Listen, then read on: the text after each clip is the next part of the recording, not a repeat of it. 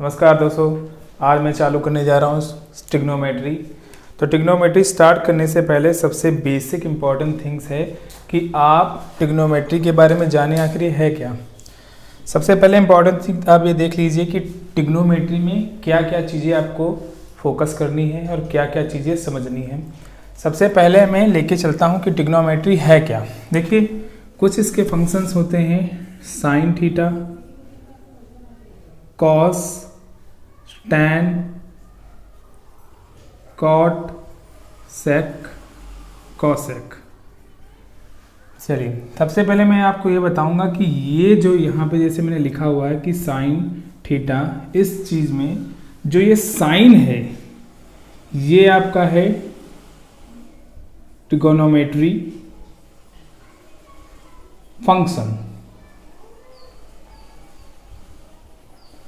और ये जो थीटा आपका है ये आपका एंगल है। मतलब साइन थीटा जो यहाँ पर साइन है वो हिंदी में है, इसको कह सकते हैं त्रिकोणमिति फलन, और ये आपका जो थीटा है वो है आपका एंगल, कोण। क्लियर? इतनी चीज़ क्लियर हो गई होगी पहली बात। दूसरी तो इम्पॉर्टेंट थिंग ये चीज़ है कि आपको इतनी चीज़ क्लियर हो गई कि साइन, इस पूरे में ये सभी जो हैं ये आपके क्या हैं, ट्रिग्नोमेट्रिकल फंक्शन। और इसके साथ में कुछ भी लगा हो, चाहे वो 30 डिग्री लगा हो, 45 डिग्री लगा हो, का हिंदी का अक्षर भी लगा हो, या फिर ए लगा हो या फाई लगा हो, एनीथिंग एल्स कुछ भी लगा हो, लेकिन ये क्या है इसके आगे वाले ट्रिग्नोमेट्रिकल एंगल, ये इसके हैं फंक्शन और ये इसके क्या रहेंगे, एंगल रहेंगे। क्लियर? और उसके बाद ये देख लीजिए कि कभी भी जो भी मल्टीप्लाई होगी, ऐड होगा, सब्सट्रैक्शन होगा, उसका सीधा इफेक्ट ट्रिग्नोमेट्रिकल फंक्शन पे होगा, ना कि कभी एंगल पे होगा। फॉर एग्जांपल, अगर मैं आपकी 2 से 2 इंटू कॉस 30 करा दूँ, मान लीजिए यहाँ पे क्या है, कॉस क्या है, ट्रिग्नोमेट्रिकल फंक्शन है, और 30 डिग्री क्या है, ये आपका एंगल है। जब भी हम इसकी मल्टीप्लाई कराते हैं तो बेसिकली हम कभी ऐसा नहीं लिख सकते। कभी आपने देखा हो कि कॉस ऐसे लगा के इसकी 2 और 30 की मल्टीप्लाई 60 कर दें, ऐसा कुछ नहीं है, बिल्कुल टोटली गलत है। मतलब मैंने आपसे बताया था कि कभी भी किसी भी चीज़ की मल्टीप्लाई, ऐड, सब्सट्रैक्शन जो भी होगा वो उसके ट्रिग्नोमेट्रिकल फंक्शन में होगा। कभी भी जो है उसके एंगल में कुछ भी नहीं होगा, कोई भी मल्टीप्लाई, कोई सब्सट्रैक्शन, कोई डिवाइड नहीं होगा। अगर इसको डायरेक्ट लिखना हो तो आप इसको ऐसे सिंपल तरीके से लिख सकते हैं 2 cos 30। मतलब एक अल्फ़ाबेट और ट्रिग्नोमेट्री के बीच में हमेशा कौन सा साइन रहेगा, मल्टीप्लाई का साइन रहेगा। क्लियर? अब इसके बारे में तो ये क्लियर हो गई है। उसके बाद कुछ चीज़ें और इम्पॉर्टेंट जानने वाली चीज़ें हैं कि ये तो हमने आपको बता दिया कि ये है आपका ट्रिग्नोमेट्रिकल फंक्शन और ये है आपका एंगल। उसके बाद चलिए हम कुछ बेसिक इंपॉर्टेंट चीज़ और इसके बारे में जानते हैं, इसके फॉर्मूले के बारे में जानने की कोशिश करते हैं। और ये टॉपिक शायद सबसे इम्पॉर्टेंट टॉपिक है, बच्चों को शायद ये टॉपिक समझने में बहुत ज़्यादा प्रॉब्लम होती है, इसलिए मैं कोशिश कर रहा हूँ कि इसे और अच्छे से समझाऊँ, और बने रहिए पूरी क्लास में। देखिए, सबसे पहले मैं आपको बताना चाहूँगा ये राइट एंगल ट्राइंगल है। Right angle triangle, right angle triangle, इसकी कोई साइड हमने ले ली ए, बी, और यहाँ पर हमने ले ली सी। अब देखिए, राइट एंगल ट्राइंगल की पहचान ये होती है कि इसका एक एंगल जो होगा जो भी वो 90 डिग्री का होगा। मतलब जो लाइन परपेंडिकुलर हो रही हो उसके और उसके बीच में, बेस की लाइन के बीच में 90 डिग्री का एंगल हो, तो ये एक राइट एंगल ट्राइंगल है। इसमें इंपॉर्टेंट चीज़ और चीज़ समझ लीजिए कि मान लीजिए अगर इसको आपने क्या लिया, थीटा लिया, तो इसके सामने वाला आपका क्या होगा, परपेंडिकुलर।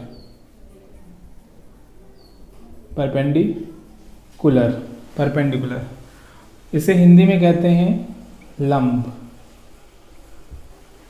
और जो सबसे लंबी लाइन होगी, अब देखिए इन तीनों लाइन में सबसे लंबी लाइन कौन है, ए बी लंबी नहीं है, बी सी ये भी लंबी नहीं है, सबसे लंबी लाइन कौन सी, ए सी। तो जो सबसे लंबी लाइन होगी उसे हम नाम देंगे हाइपोटेनस। इसे हिंदी में बोलते हैं कर्ण। और जो हमारी बीच सबसे नीचे आखिरी वाली जो लाइन बचती है उसे हम दे देते हैं बेस। इसे हिंदी में कहते हैं आधार। क्लियर? समझ लीजिए कि राइट एंगल ट्रायंगल में तीन चीज़ें आप ये समझ लीजिए कि 3 थिंग्स।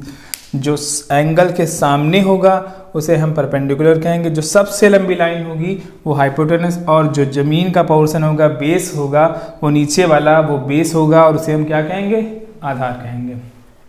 चलिए देखिए, इससे रिलेटेड और कुछ चीज़ें जानने की ज़रूरत है कि इसके, अब ये तो क्लियर हो गया, मैं सीधे सीधे इसे परपेंडिकुलर, हाइपोटेनस और बेस कहूँगा।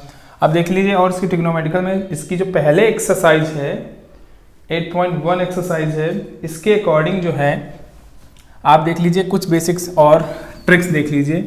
बेसिकली पंडित बद्री प्रसाद हर हर भोले, ऐसे याद रखना है, पंडित बद्री प्रसाद हर हर भोले। देखिए P फॉर यहाँ पर क्या है, perpendicular, B for base, perpendicular, hypotenuse base. आप चाहे तो P B P H H B B से भी लर्न कर सकते हैं। देख लीजिए इसे क्या है, आप देखिए यहाँ पर कुछ बेसिक चीज़ें और बता देता हूँ कि इसको कैसे निकालना है। ये आपका हो गया साइन, इसे कॉस के लिए यूज़ करेंगे, इसे टैन के लिए यूज़ करेंगे, इसे कॉट, सेक और कॉसेक के लिए यूज़ किया। अब देखिए इससे हम देखिए सारे फॉर्मूले भी बना सकते हैं बेसिकली बिल्कुल तरीके से। अगर हिंदी से करना हो, अगर हिंदी में भी अगर समझना हो तो हिंदी के लिए भी मैं समझा दूंगा। देख लीजिए हिंदी के लिए क्या होता है, लाल बटे कका। जो लाल है ये क्या है, लंब, आधार, लंब, कर्ण कर्ण आधार, ये हिंदी में भी दिया हुआ हमने। इसका भी होगा साइन, थीटा, कॉस, टैन, ये होगा आपका कॉट, ये होगा सेक और ये होगा कॉसेक। ओके, अब चलिए मैं इसके फॉर्मूले कैसे निकाल लेता हूँ। देखिए इन सभी फॉर्मूले को आप चाहिए तो स्क्रीनशॉट ले लीजिएगा बाद में, लेकिन ध्यान से पूरा पहले समझ लीजिए क्या इसका पूरा स्ट्रक्चर है।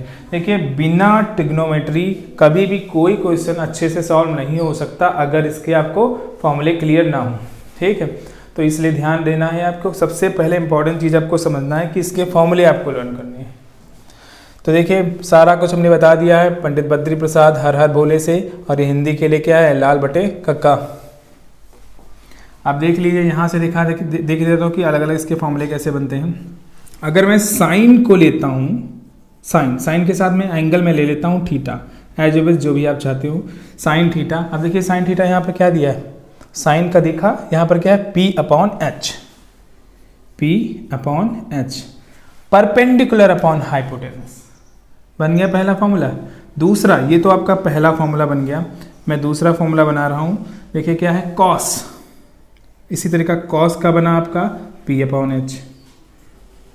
इसी तरीके से देखिए मैं बना देता हूँ टैन का। टैन देखिए क्या है, टैन इसमें क्या दिया है, P upon B, perpendicular upon base. अब देखिए 3 तो ये क्लियर हो गए, और 3 के बाकी जो ये 3 हैं ये इसके अपोजिट होंगे। इस तरीके से मैं कॉट करता हूँ, कॉट क्या है, B अपॉन P। तो मैं देखो क्या करता हूँ, ये थर्ड लेता हूँ, पहले फोर्थ लेता हूँ। फोर्थ देखिए मैंने कॉसेक लिया, साइन का उल्टा क्या है, कॉस। साइन का है P upon H, perpendicular upon hypotenuse, और कॉसेक का क्या होगा, हाइपोटेनस अपॉन परपेंडिकुलर। तो मैं देखिए 4 का लेता हूँ, क्या है, कॉसेक। कॉसेक का मैं देखिए फॉर्मूला अगर मैं बनाऊंगा कॉसेक, तो कॉसेक का क्या होगा, hypotenuse upon perpendicular, hypotenuse upon perpendicular. देखिए क्या है, साइन किसका उल्टा है, कॉसेक का। Sine theta P upon H और cosec theta H upon P।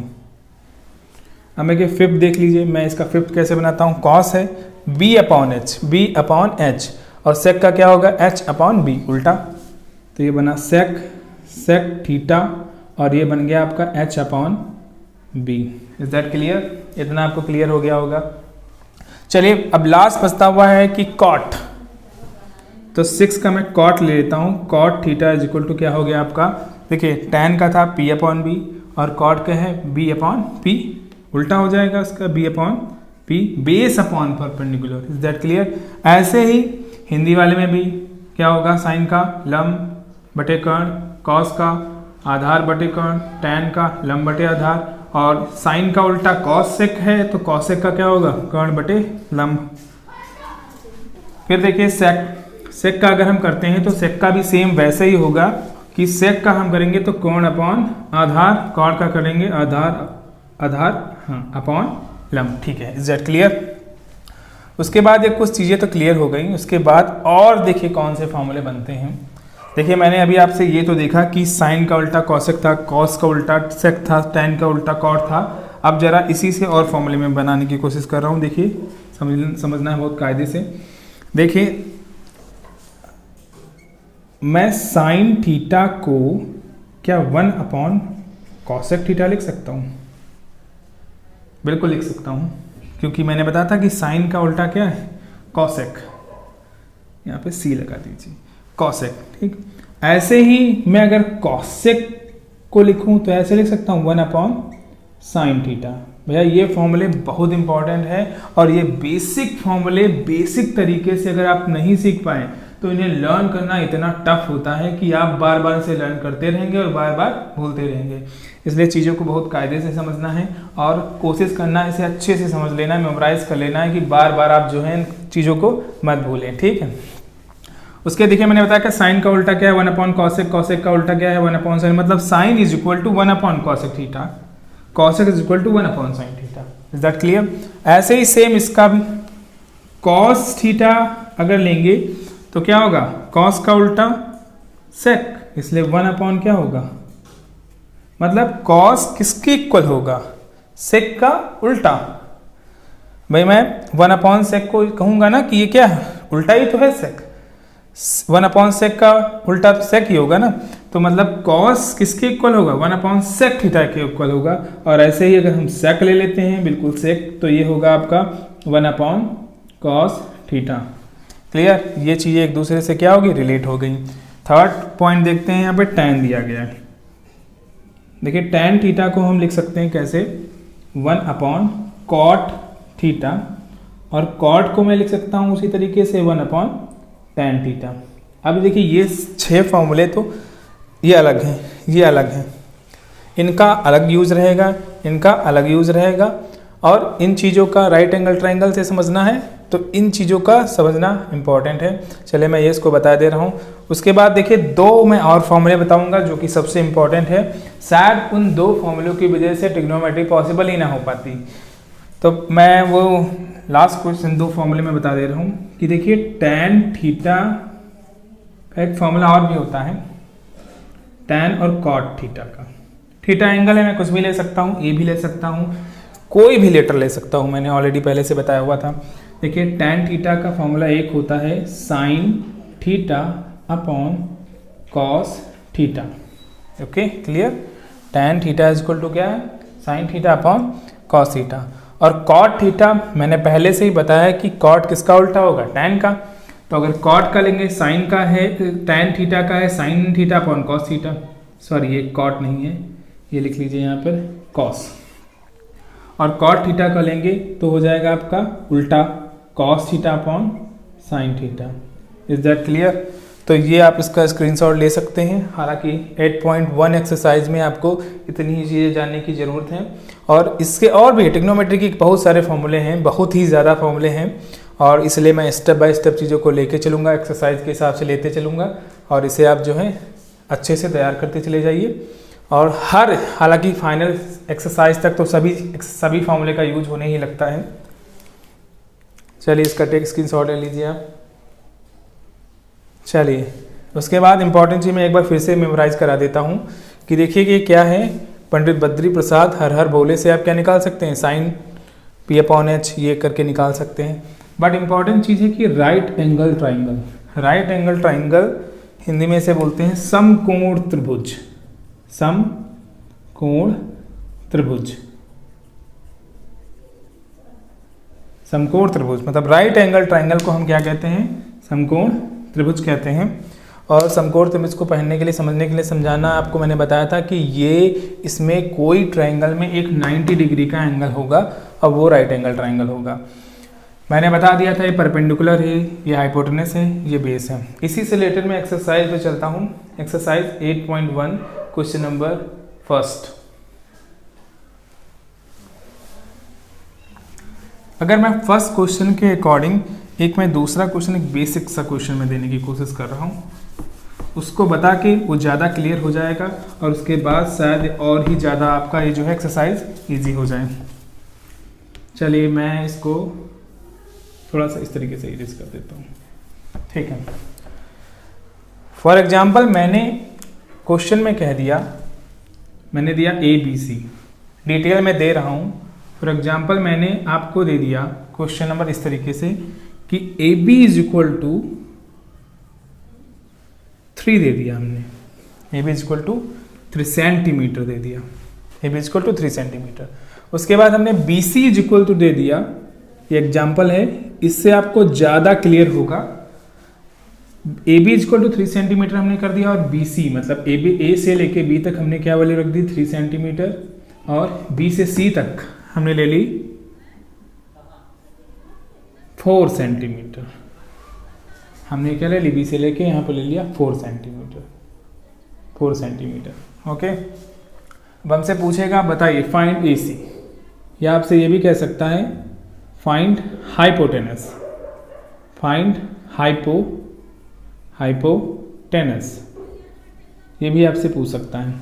अब देखिए मैं इंपॉर्टेंट चीज़ समझाने की कोशिश कर रहा हूँ। देखिए कैसे समझना है कि फाइंड हाइपोटेनस, मतलब AC ही है, कोई दिक्कत नहीं है, AC है, कुछ अलग नहीं है। AC को आप हम क्या कहेंगे, AC है क्या यहाँ पर, हाइपोटेनस ही तो है, तो हम सीधे सीधे ऐसे भी ले सकता हूँ। तो मैंने लिखा, देखिए एक इंपॉर्टेंट फॉर्मूला मैं इससे बेसिक से सबसे पहले इंपॉर्टेंट समझिए कि मैं एक फॉर्मूला बताना ही भूल गया कि देखिए ये जो राइट एंगल ट्रायंगल से इसमें जो फॉर्मूला जनरेट होगा वो फॉर्मूला आपका होता है पाइथागोरस थ्योरम से। इन पाइथागोरस थ्योरम जो फॉर्मूला होता है पाइथागोरस थ्योरम से है, पाइथागोरस। देखिए इनका फॉर्मूला क्या दिया गया है, हाइपोटेनस का होल स्क्वायर, हाइपोटेनस का whole square is equal to perpendicular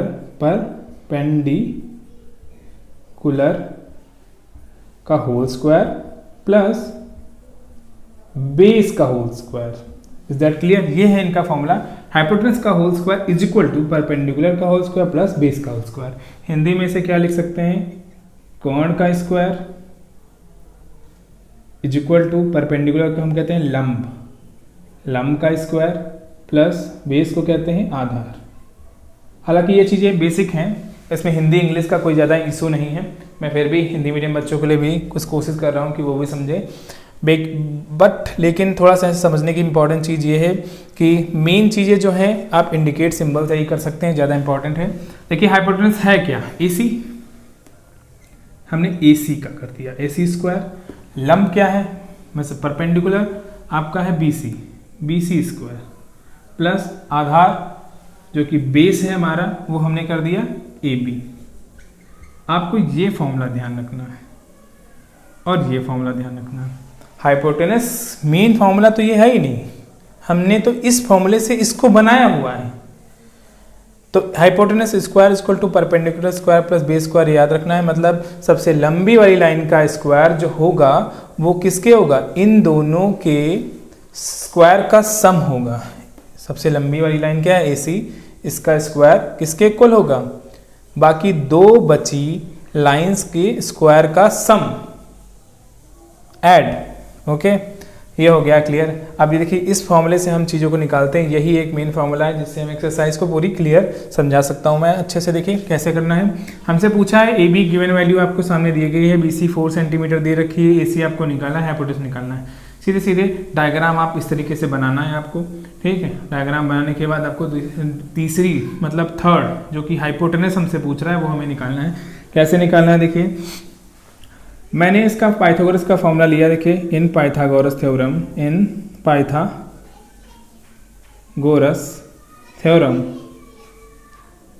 theorem in Pythagoras theorem.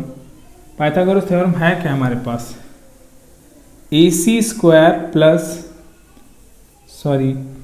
Plus नहीं है यहाँ पर, इक्वल है, AC square is equal to BC whole square प्लस AB का होल स्क्वायर।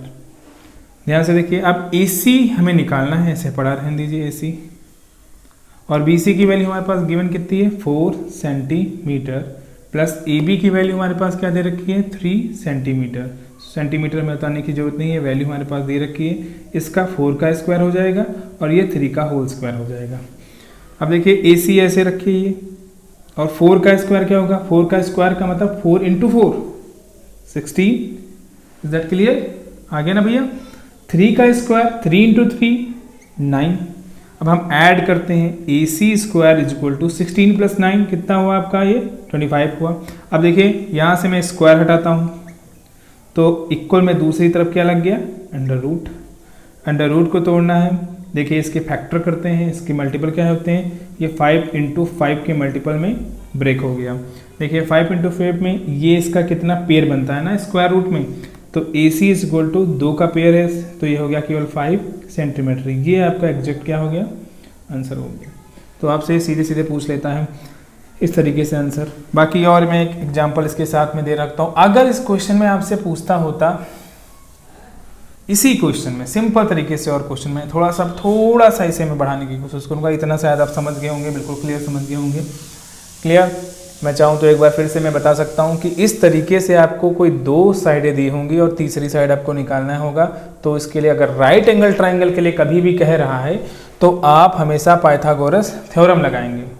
और दूसरी चीज़ इंपॉर्टेंट होता है, कभी भी क्वेश्चन में कोई चीज़ कहेगा, कोई चीज़ पूछे तो राइट एंगल उस पॉइंट के लिए दिखाएगा, उस वैल्यू के लिए दिखाएगा, उस वर्ड के लिए दिखाएगा। मान लीजिए हमने कह दिया क्वेश्चन में right angle on point B, तो आपको क्या रखना है, B को राइट एंगल ही रखना है। बाकी 2 साइडें आप 2 वैल्यू जो हैं वो आप नॉमिनेशन में कुछ भी रख सकते हैं, लेकिन हमें सेंट्रॉइड किस पे करना है, जिस पे उसने राइट एंगल ट्राइंगल के लिए कहा हुआ है। ठीक है, ओके। चलिए, मैं इस क्वेश्चन में मैंने आपसे बताया था कि इसमें और कुछ क्या बढ़ा सकते हैं, और कुछ समझने वाली इंपॉर्टेंट थिंग्स क्या हो सकती है।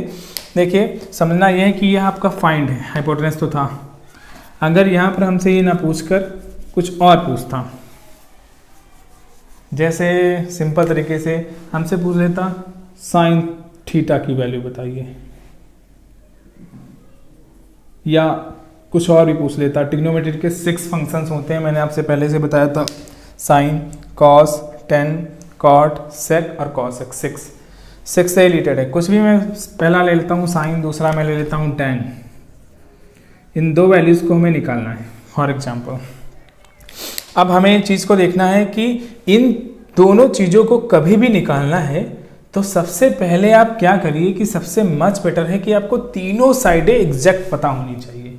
मतलब आपने देखिए AB दे रखी हुई है 3 सेंटीमीटर, BC कितना दे रखा है 4 सेंटीमीटर।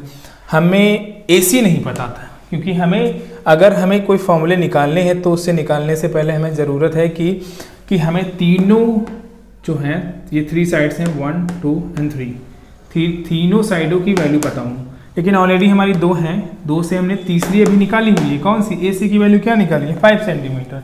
तो हमने यहाँ पे क्या लिख दिया, ये 5 सेंटीमीटर। क्या एग्जैक्ट अब तीनों क्लियर साइड्स निकल के आ गई हैं। निकलने के बाद अब हमसे पूछा क्या गया है, साइन थीटा और टैन थीटा। तो मैं साइन थीटा तो मुझे ऐसे पता नहीं होगा, तो मैंने पहले से ऑलरेडी बता के रखा था, पंडित बद्री प्रसाद हर भोले। ये मैं बार बार लिख दे रहा हूँ, इससे कोई दिक्कत नहीं। देखिए है क्या, साइन, मैं बता दे रहा हूँ, इसे क्या कहेंगे आप, साइन। थोड़ा सा मैं बड़ा लिख देता हूँ, ज़्यादा अच्छे से समझ में आ जाएगा। चलिए, थोड़ा सा स्पेस कम है, या मैं नीचे लिख देता हूँ, चलिए ऊपर ही मैं लिख देता हूँ, थोड़ा इजी रहेगा। पंडित बद्री प्रसाद हर भोले, ये होता है आपका क्या, साइन। मैंने भी बताया था साइन। ये होता है कॉस, ये होता है आपका टैन, ये होता है आपका कॉट, ये होता है आपका सेक, और ये होता है आपका कॉसेक। थोड़ा स्पेस कम है, ध्यान रखिएगा, ये मिक्स मत हो जाए यहाँ पे। ध्यान देखिए, हमसे सबसे पहले पूछा है कि साइन थीटा निकालना है। तो देखिए साइन थीटा निकालने के लिए सबसे इंपॉर्टेंट थिंग ये होना चाहिए कि साइन थीटा है क्या। अब एंगल थीटा आपको, अब सबसे पहले देखिए तीनों वैल्यू हमने यहाँ पे निकाल ली हैं। अब हमें थीटा दिख रहा है, ये एंगल यहाँ पे क्या है, थीटा। थीटा एंगल ले रखा है, तो थीटा एंगल हमने जनरेट कहाँ किया है, यहाँ पे जनरेट किया है, या तो थीटा है। मान लीजिए हमें यह थीटा ना भी लिखा होता है ना, फिर भी कोई दिक्कत नहीं। फॉर एग्जांपल मैं बता दे रहा हूँ, भी कोई दिक्कत नहीं है। साइन थीटा लिया, एंगल थीटा है, एंगल थीटा है। अब एंगल थीटा अगर एंगल ये है तो इसके सामने वाली साइड क्या होती है, परपेंडिकुलर। सबसे लंबी लाइन क्या होती है, हाइपोटेनस। और जो नीचे की बेस होती है, ये तो आपकी बेस ही है, क्योंकि इसका बिल्कुल point view of horizon point होता है, जमीन से जुड़ी। तो साइन थीटा के लिए मैंने फॉर्मूला क्या निकाला हुआ, देखिए sine theta perpendicular upon hypotenuse, Hindi में क्या कहेंगे, लंब बटे कर्ण, परपेंडिकुलर अपॉन हाइपोटेनस। अब देखिए हमने परपेंडिकुलर निकाला क्या है, देखिए परपेंडिकुलर तो ऑलरेडी हमें पता ही था कितना, 4 सेंटीमीटर, ऑलरेडी 4 है, 4 हो गया। हाइपोटेनस हमने अभी ही निकाली है, कितनी, 5, तो ये हो गई 5। तो ये आपका पहला आंसर एग्जैक्ट आ गया। दूसरा अब हमसे पूछा टैन थीटा, तो हमने क्या किया, टैन थीटा किया, ठीक है। तो टैन थीटा देखिए क्या करते हैं, टैन है क्या, टैन के लिए फॉर्मूला हमारे पास क्या है, P upon B, perpendicular upon base.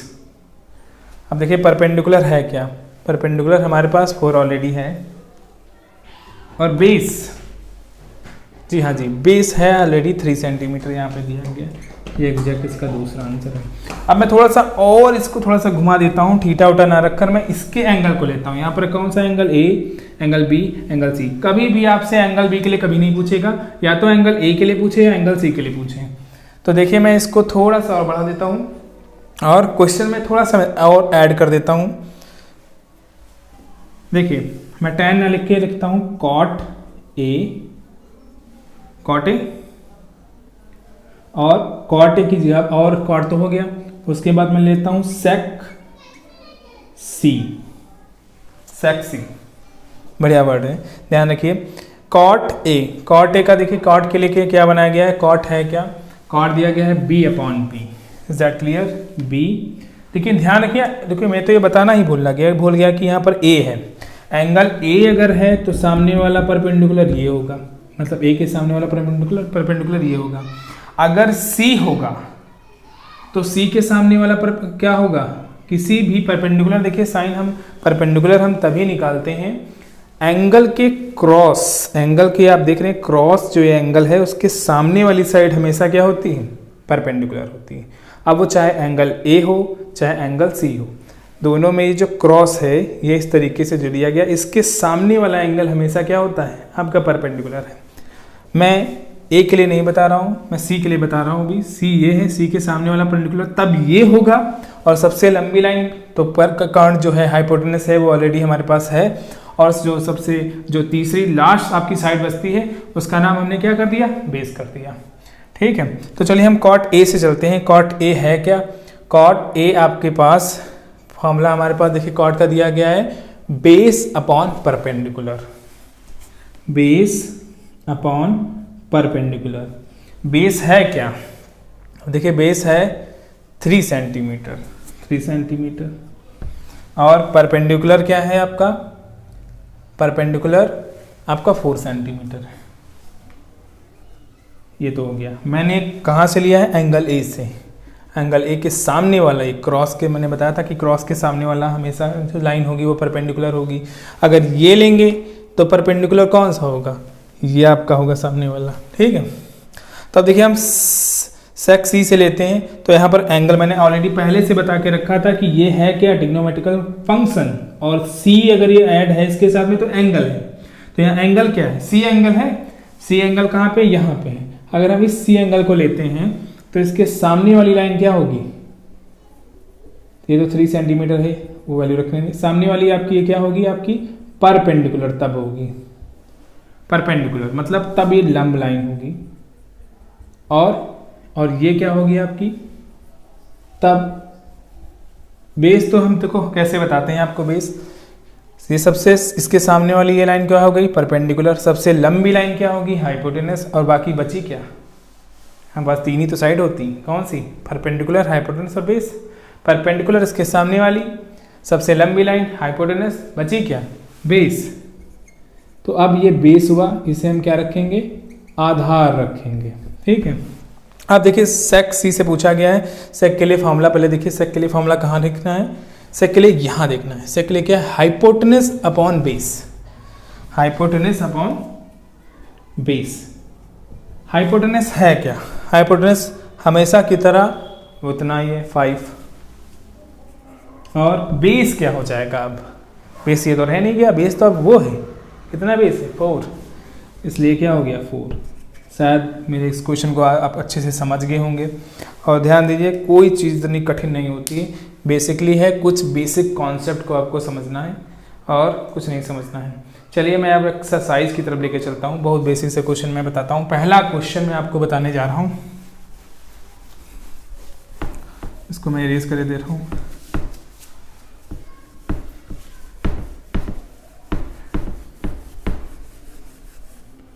इसे मैं इरेज करने के लिए रह देता हूँ क्योंकि इसके में आपको नीड पड़ेगी, इसलिए मुझे तो लर्न नहीं है सारे। चलिए देखिए एक्सरसाइज देख लीजिए, एक्सरसाइज 8.1 है एक्सरसाइज, ये आपकी है 8.1 और इसका हम पहला क्वेश्चन बताने जा रहे हैं आपको। फर्स्ट क्वेश्चन ये है, क्या कह रहा है? In triangle A B C right angle at B, in triangle A B C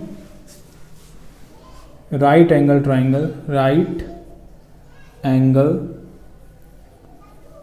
triangle at B. देखिए बिल्कुल क्लियर बोला गया, एक राइट ए बी सी एक राइट एंगल ट्राइंगल है, जिसपे जो ए बी सी एक ट्राइंगल है, राइट एंगल है, लेकिन किस पे बनना है? राइट एंगल बी पे बनना है, बी पे 90 डिग्री सेट होगा, ठीक है। इसमें ऑलरेडी दे रखा है कि A B is equal to, आपके सामने क्या रखा है कि A B is equal to कितना है? 24 सेंटीमीटर, और B C is equal to कितना दे रखा है? B C is equal to आपके सामने दे रखा है 7 मीटर, सेंटीमीटर, 7 सेंटीमीटर। ओके, ध्यान से देखना है 7 सेंटीमीटर। आपसे पूछा क्या है? हमसे क्वेश्चन नंबर फर्स्ट पूछा है आपसे sign A cos A, sign ए और कॉस ए, दो अलग अलग वैल्यूज हैं, आपको निकालनी है। साइन ए को अलग निकालना है और कॉस ए को अलग निकालना है। दूसरे क्वेश्चन में आपसे पूछा है साइन सी कॉस सी, साइन सी कॉमा कॉस सी, ये पूछा है आपसे। तो सबसे पहले तो हमने यही सीखा है कि कभी भी वैल्यू दी गई है, सबसे पहले राइट एंगल ट्राइंगल को हम क्या करते हैं? तैयार करते हैं। ये आपका क्या बन गया? राइट एंगल ट्राइंगल बन गया, राइट एंगल ट्राइंगल। हमने पूछा क्या है इस क्वेश्चन में? दिया गया in triangle A B C right angle triangle at B, right angle triangle बन किस पे रहा है? बी पे बनना है। तो मैंने इसे बी ले लिया क्योंकि 90 एंगल किस पे दिखाना है? हमें बी पे दिखाना है। हमने क्या दे दिया? इसे बी पे दे दिया। बाकी की दो लाइनें हमें कुछ भी ले लीजिए, चाहे ए इसे ले लीजिए चाहे सी इसे ले लीजिए, फर्क नहीं पड़ता है। चलो मैं इसको ए ले लेता हूँ और इसको सी ले लेता हूँ, ठीक है। आप चाहे तो ए इसे ले सकते हैं, इसे सी ले सकते हैं, इससे कोई फर्क नहीं है। आपको हमेशा ये याद रखना है कि ये है एंगल और ये एंगल है, इसके सामने वाली लाइन क्या हो गई? परपेंडिकुलर, बस ये याद रखना है। और सबसे लंबी लाइन क्या है? हाइपोटेनस। और जो थर्ड लाइन बचेगी उसे आपको क्या समझना है? वो आपकी बेस हो जाएगी। चलिए क्वेश्चन में क्या हमसे पूछा है कि A B is equal to कितना दिया है? 24 सेंटीमीटर, और B C is equal to दिया रखा है 7 सेंटीमीटर। अब हमारे पास है क्या? नहीं, ए सी नहीं, हाइपोटेनस नहीं है। तो हाइपोटेनस के लिए मैंने ऑलरेडी हमें क्या लगाना है? फॉर्मूला हमारे पास कौन सा है? हाइपोटेनस इज इक्वल टू, मतलब कर्ण का स्क्वायर इज इक्वल टू लंब का स्क्वायर प्लस आधार का square. Hypotenuse is equal to perpendicular square plus base square. तो देखिए हमने डायरेक्ट लिख दिया ए सी, हमें क्या लिखना है? इन Pythagoras theorem, in Pythagoras theorem, Pythagoras theorem, in Pythagoras theorem. Details क्या है? फॉर्मूला ये होता है हमारे पास है हाइपोटेनस का whole square is equal to अगर एंगल ए लिया, हम इसी एंगल के हिसाब से चलते हैं, कोई दिक्कत नहीं है। हाइपोटेनस हमेशा जो होता है सबसे लंबी लाइन होती है। हाइपोटेनस का whole square equal to perpendicular क्या हो गया आपका ए बी। फॉर एग्जाम्पल मान लीजिए, उससे कोई दिक्कत नहीं है क्योंकि ये दो सम में है, चाहे बी सी पहले लिख लीजिए चाहे ए बी पहले लिख लीजिए, बी सी स्क्वायर, ये फॉर्मूला है। हमें ए सी निकालनी थी, ए सी हम क्या कर देंगे, ऐसे रख देंगे। ए बी का स्क्वायर मतलब 24 का स्क्वायर कर देना है, और बी सी का है तो 7 का कर दिया स्क्वायर। अब देखिए 24 का स्क्वायर कितना होगा, 576 होगा। तो देखिए क्या, ए सी स्क्वायर इज इक्वल टू कितना होगा, 576 प्लस ये हो गया 49। अब देखिए हम इसे ऐड करते हैं, ए सी स्क्वायर इज इक्वल टू देखिए 9 5 9 6 15, कैरी आपका हो गया 1 7 4 11 हो गया 12, कैरी 1 625 ये आपका आ गया। अब देखिए ये तो यहाँ तक तो क्लियर हो गया।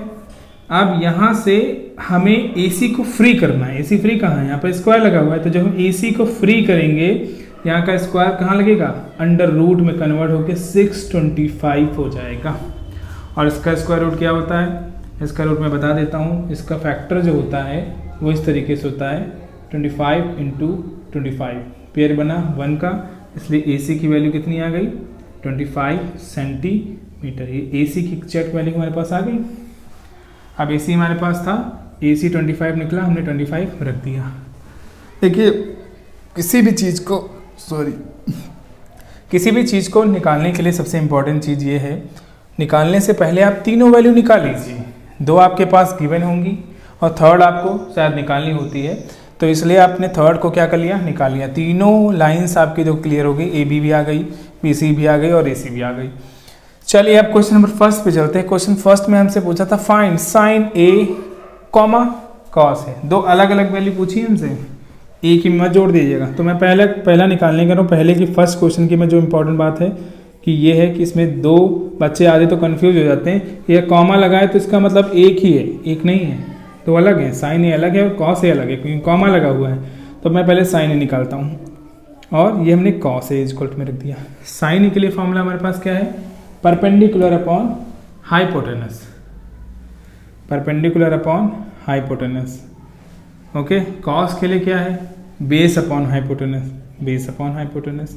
दोनों को मैं एक साथ क्लियर करा देता हूँ। देखिए इतना क्लियर हो गया।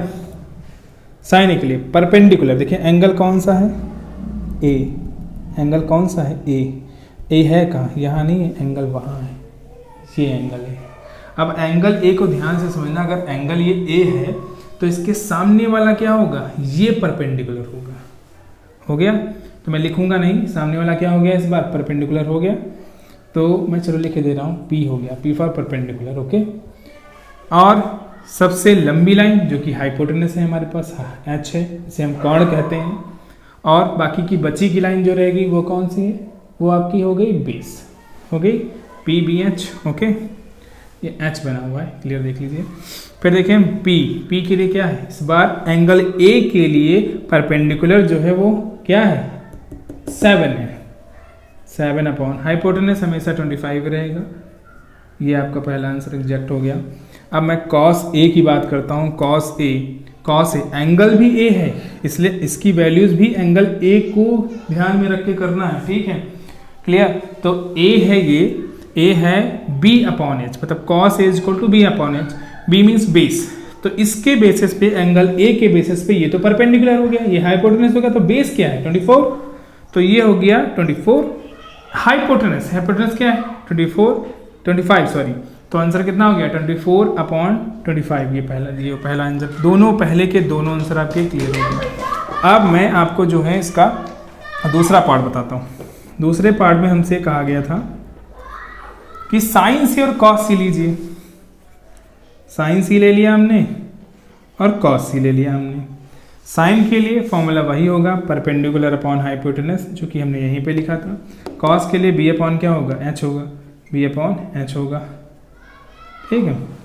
आपको लिखने की जरूरत भी नहीं है बी अपॉन एच, अगर आपको याद हो गया, तैयार हो गया, तो आप डायरेक्ट आंसर कर दीजिए, कोई दिक्कत ही नहीं है, सीधे सीधे वो लर्न कर लीजिए। और ये B upon H, P upon H ऐसा लिखने की कोई ज़रूरत है नहीं है, केवल बेसिक तरीके से मैं समझाने की कोशिश कर रहा हूँ कि आपको ये बिल्कुल जो है नीचे से समझ में आ जाए, पूरा मतलब डिटेल से क्लियर चीज़ें समझ में आ जाए।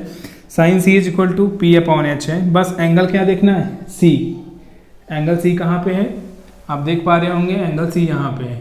तो इसके सामने अगर मैं देखता हूँ तो इसके सामने वाली लाइन कौन सी, 24 वाली लाइन, मतलब A B.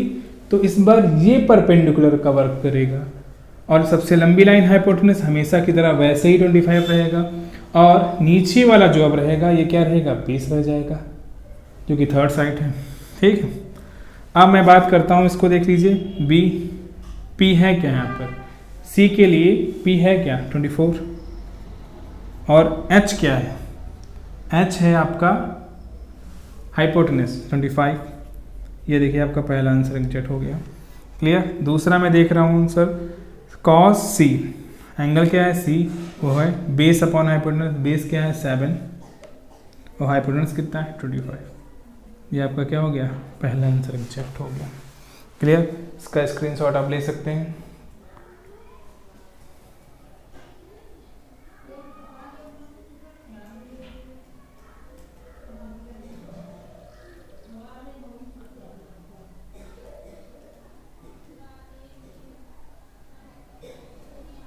Question number second देख लीजिए इसका।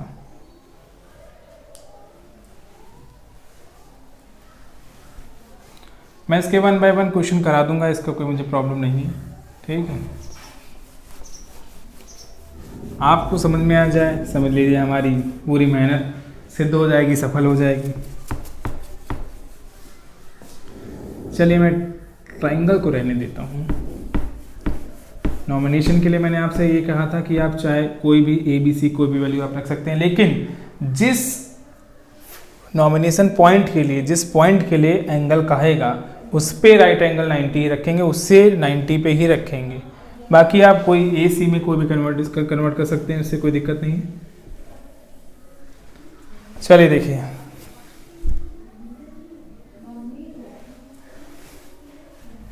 इस क्वेश्चन में मैं बात करता हूँ। क्वेश्चन नंबर बहुत सिंपल तरीके से दिया है एनसीईआरटी का। In this figure tan p find tan p minus cot r। tan p, पहले तो फिगर देख लेते हैं। फिगर में वैल्यू क्या दे रखी है, पी क्यू आर दे रखी है, तो कोई दिक्कत नहीं है, ए बी सी हटा दीजिए। फिगर में जो दिया गया है P दिया हुआ है।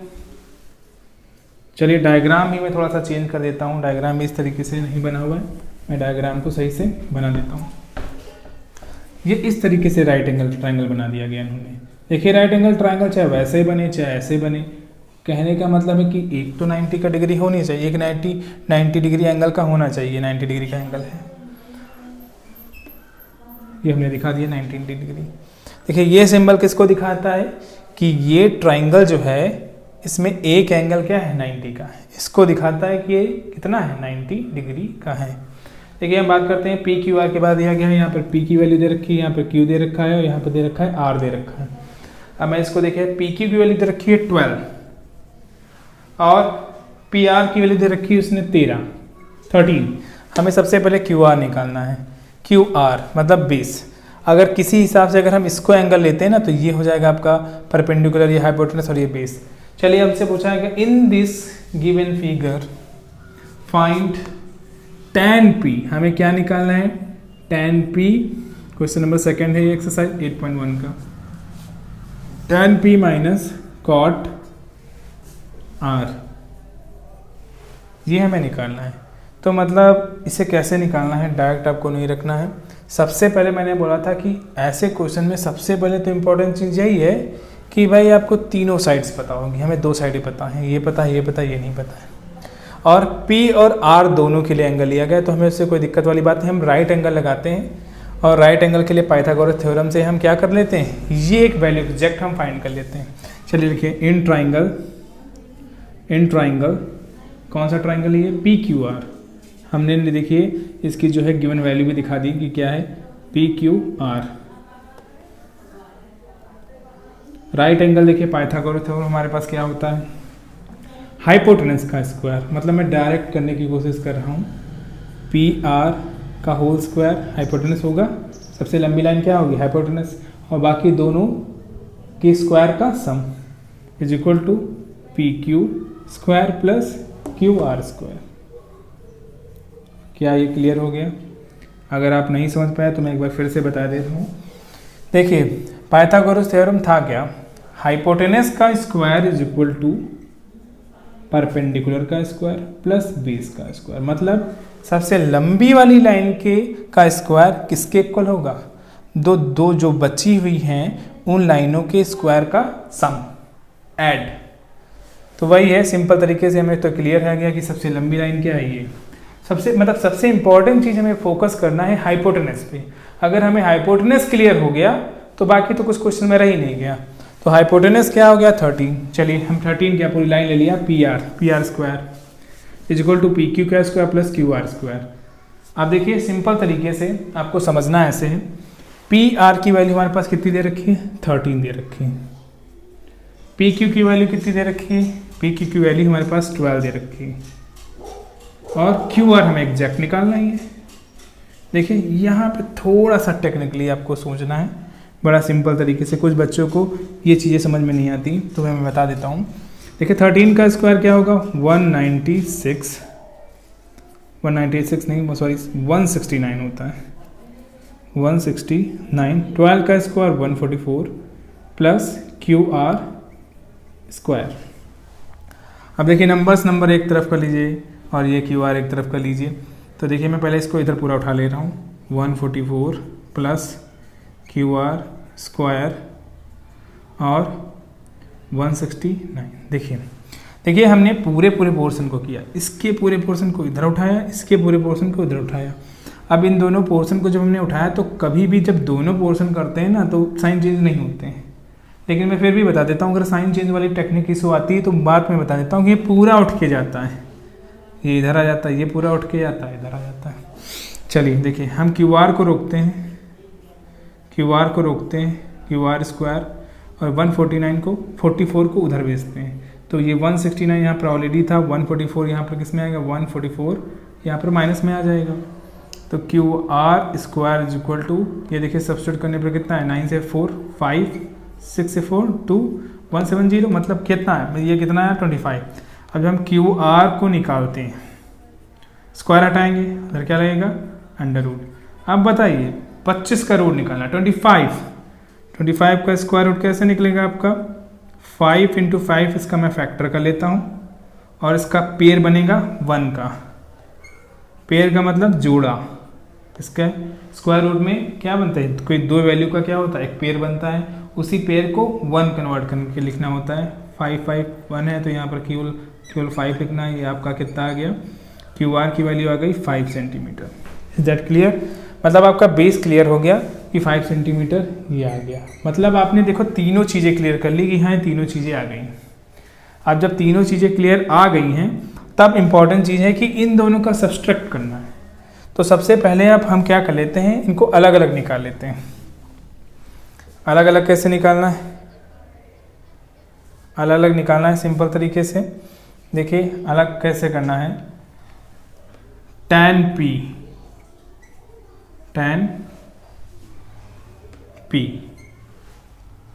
p को मैं पहले निकाल लेता हूँ और cot r को मैं अलग से निकाल लेता हूँ। या मैं एक बार देख लेता हूँ कोई प्रॉब्लम इशू तो नहीं है। कैमरे में पूरा आ रहा है जी, क्लियर है। Q R equal to 5 centimetre.